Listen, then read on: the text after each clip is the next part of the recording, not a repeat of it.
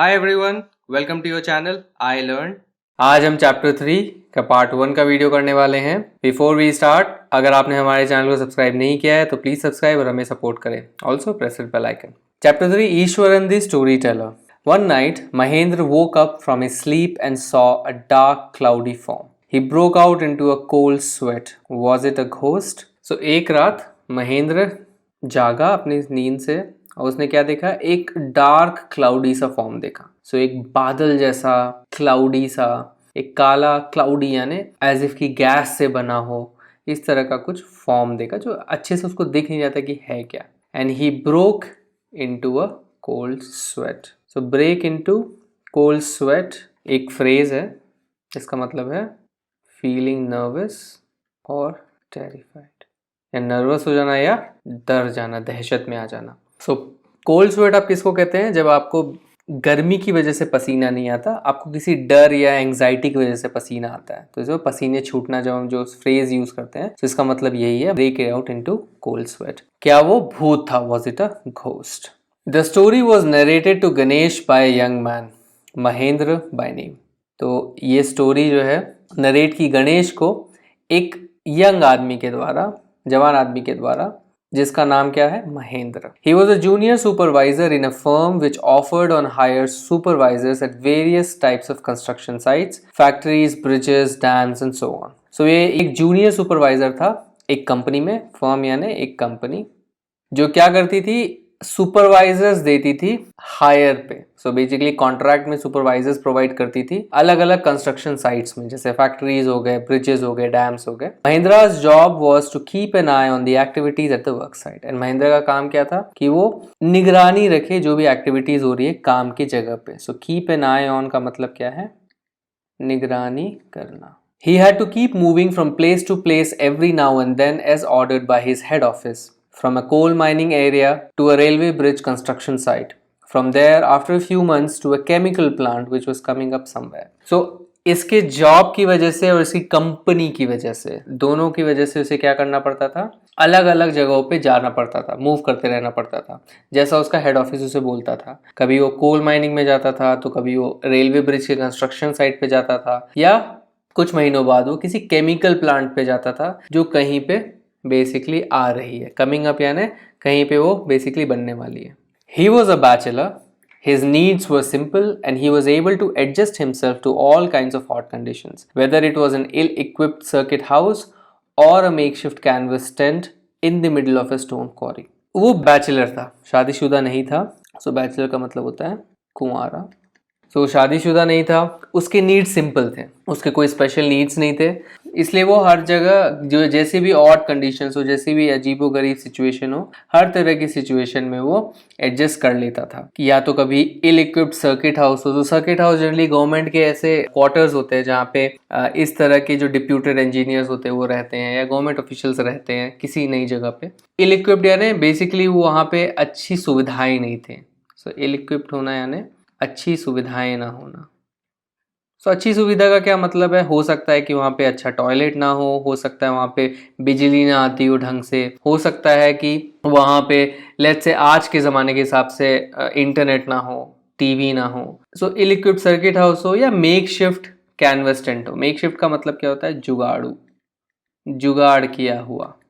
सो makeshift canvas tent हो, canvas के tent में भी हो, अगर कैनवस का टेंट भी हो, in the middle of a stone quarry. Stone quarry क्या होता है? क्वारी ऐसी जगह होती है जहाँ पे पत्थरों को तोड़ा जाता है एंड एक्सट्रैक्ट किया जाता है। सो वहाँ से पत्थर निकाले जाते हैं। फॉर एग्जाम्पल आपने गिट्टियाँ देखी होंगी जो बेसिकली रेलवे में बहुत यूज होती हैं, तो वो भी इस तरह के स्टोन क्वारी से आती है। फिर वहाँ पे स्टोन क्रशर्स होते हैं, उनको छोटे छोटे टुकड़े में काटते हैं। तो क्वारी का मतलब है place where stone and other materials are extracted. Stone हो गया, इस तरह के अदर मटेरियल जैसे मार्बल हो गया, इस तरह के क्वेरीज होते हैं। तो जहाँ पे माइन से अलग होते हैं, ये बेसिकली क्या करते हैं? आप उसी पर्टिकुलर पहाड़ को आप स्क्रेप आउट करते रहते हैं। But one asset he had was his cook. तो चाहे कैसी भी कंडीशन हो, उनके पास एक एसेट था। एसेट का मतलब क्या होता है? एसेट का मतलब होता है संपत्ति।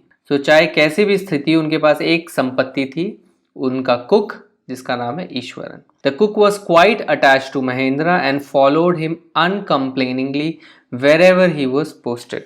सो कुक काफी ज्यादा अटैच था महेंद्र से एंड उनको फॉलो करता था अनकम्प्लेनिंगली। अनकम्प्लेनिंगली आप जैसे नोटिस करेंगे इसमें अन है, कंप्लेन है, कंप्लेनिंगली। सो बिना कंप्लेन किए, विदाउट कंप्लेनिंग वो हर जगह उनको फॉलो करता था, चाहे कहीं भी पोस्टिंग हो, चाहे कैसी भी हालत में रह रहे हो, बिना कंप्लेन किए उनके साथ चल देता था। वेरेवर ही वॉज पोस्टेड, जहां भी उनको पोस्ट किया गया, मतलब जहां पे उनको अपॉइंट किया गया हो जॉब पे। He cooked for Mahendra, washed his clothes and chatted away with his master at night. So Mahendra के लिए वो कुक करते था, उनके कपड़े धोता था एंड फिर उनसे रात भर बातें करता था। He could weave out endless stories and anecdotes on various subjects. Weave out करना यानी बुनना। So वो अनगिनत कहानियां बुनता था, उन्हें सुनाता था। एंड anecdotes, anecdotes किसे कहते हैं आप? anecdotes बेसिकली शॉर्ट स्टोरीज होती हैं एंड नॉर्मली ये बहुत ज़्यादा इंटरेस्टिंग और एंटरटेनिंग होती है, अम्यूजिंग होती है। Short amusing stories of real incident. Normally आपको एक रियल व्याख्या करते हैं तो उसको एनेक्डोट्स कहते हैं, या किसी रियल आदमी की कहानी सुनाते हैं। ऑन वेरियस सब्जेक्ट्स, अलग अलग सब्जेक्ट से रिलेटेड वो उनको कहानियां या व्याख्याएं देते थे। Ishwaran also had an amazing capacity to produce vegetables and cooking ingredients seemingly out of nowhere in the middle of a desolate landscape with no shops visible for miles around. So Eswaran के पास एक amazing capacity भी थी vegetables को लाने की। capacity का मतलब क्या है? क्षमता। and cooking ingredients, और खाना बनाने की जो भी सामग्रियां हैं उसको भी लाने की काफ़ी अमेजिंग क्या थी? क्षमता थी। सीमिंगली आउट ऑफ नोवेयर, और कहीं से भी वो ले आता था, ऐसा लगता था कि वो कहीं जादू से बेसिकली ले आए हैं। So in the middle of a desolate landscape, even if अगर वो किसी डेजोलेट, यानी डेजोलेट का मतलब होता है डेजर्ट है जहाँ पे कोई भी ना हो, इवन इफ आसपास कोई भी ना हो, ऐसा लैंडस्केप वो ऐसी जगह पे है जहाँ पे आसपास कोई ना हो, कोई भी शॉप्स विजिबल ना हो मीलों तक, उसके बावजूद भी वो ये वेजिटेबल्स और खाने बनाने की सामग्रियां ले आते थे। He would miraculously conjure up the most delicious dishes made with fresh vegetables within an hour of arriving at the zinc sheets shelter at the new workplace. So जादू की तरह, miraculously यानी चमत्कार जैसे। तो किसी चमत्कार की तरह वो क्या करते थे? कंज्योर करते थे। कंज्योर करना यानी जादू से बुलाना, जैसे कि उन्होंने जादुई छड़ी घुमाई और कोई चीज प्रकट हो गई। तो जादू से किसी चीज को बुलाना। क्या बुलाते थे वो? डिलीशियस डिशेस, बहुत ही स्वादिष्ट खाने वो एज इफ चमत्कार करके वो ले आते थे, और वो भी फ्रेश, एकदम फ्रेश वेजिटेबल से बने हुए।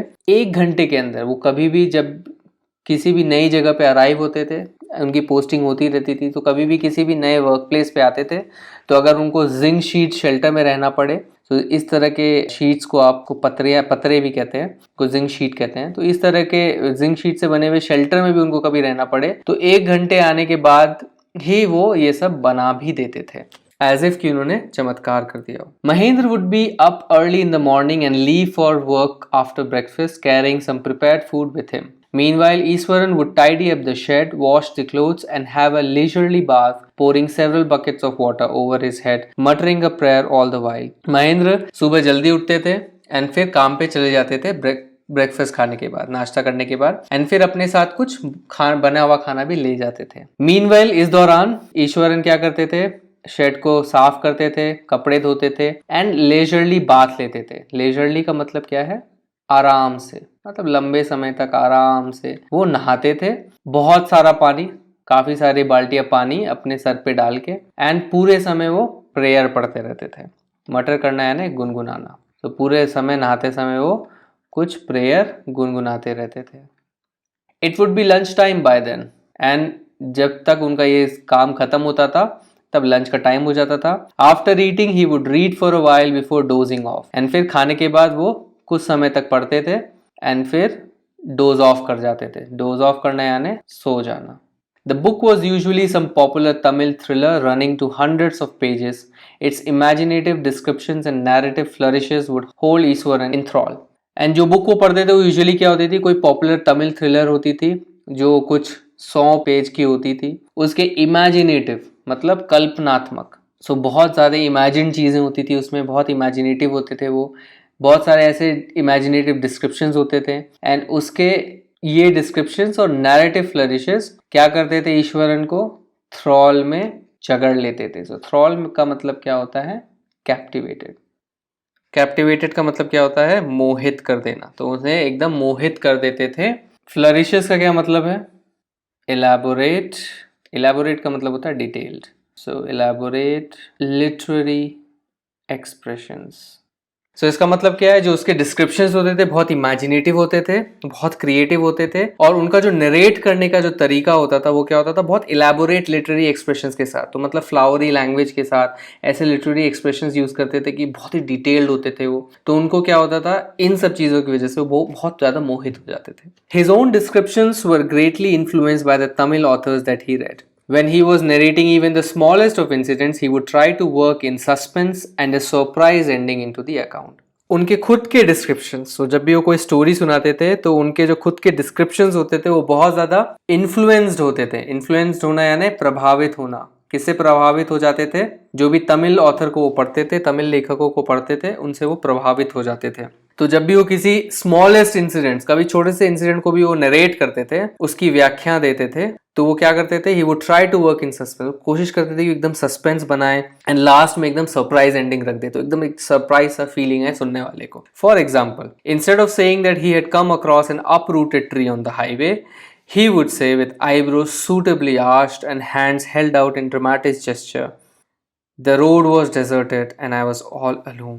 So for example, वो कैसे ड्रामेटिक करते थे चीज़ों को, कि सिर्फ ये बोलने की जगह कि मैं हाईवे पे एक उखड़ा हुआ पेड़ देखा, वो क्या बोलते थे, अपना आईब्रो पूरा आर्च कर लेते थे, भौं एकदम घुमा देते थे, एंड फिर एक ड्रामेटिक सा जेस्चर बनाते थे। एकदम उनका जो चेहरे का एक्सप्रेशन है या हाथ का जो पोस्चर है वो एकदम ड्रामेटिक हो जाता था, एंड वो इस तरह से उस इंसिडेंट को बताते थे कि रोड जो है पूरी डेजर्टेड थी, मतलब पूरी सुनसान सड़क है एंड मैं अकेला हूँ। तो इंस्टेड ऑफ सेइंग कि मुझे एक उखड़ा हुआ पेड़ देखो, क्या बोल रहे हैं, कैसे एक्सप्लेन कर रहे हैं कि सुनसान सड़क थी, मैं एकदम अकेला था। Suddenly I spotted something that looked like an enormous bushy beast lying sprawled across the road. I was half inclined to turn and go back, but as I came closer, I saw that it was a fallen tree with its dry branches spread out. तो सुनसान सड़क थी, मैं अकेला था। Suddenly मैंने क्या देखा, क्या स्पॉट किया, स्पॉट करना यानी नोटिस करना। तो मैंने क्या नोटिस किया कि एक बहुत बड़ा सा, एनॉर्मस यानी वेरी बिग, बुशी, बुशी यानी जिसमें बहुत सारे बाल हो, बहुत बड़ा, बहुत ही बुशी एक बीस्ट है, एक जंगली जानवर है, ये एक दरिंदा है जो कि सड़क पे लेटा हुआ है। स्प्रॉल्ड का क्या मतलब होता है, लाइंग स्प्रेड आउट, अपने हाथ पांव स्प्रेड करके पड़े रहना, उसको स्प्रॉल कहते हैं।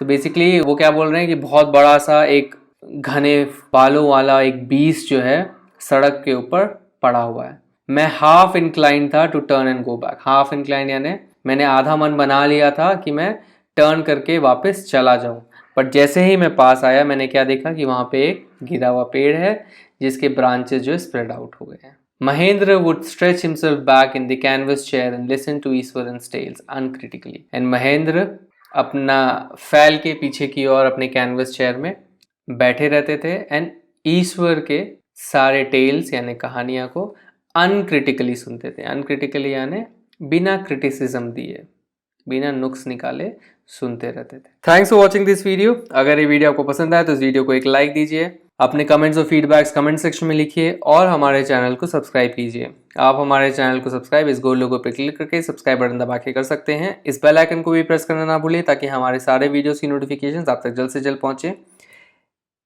इस चैप्टर के अगले पार्ट के लिए स्टे ट्यून। Bye bye.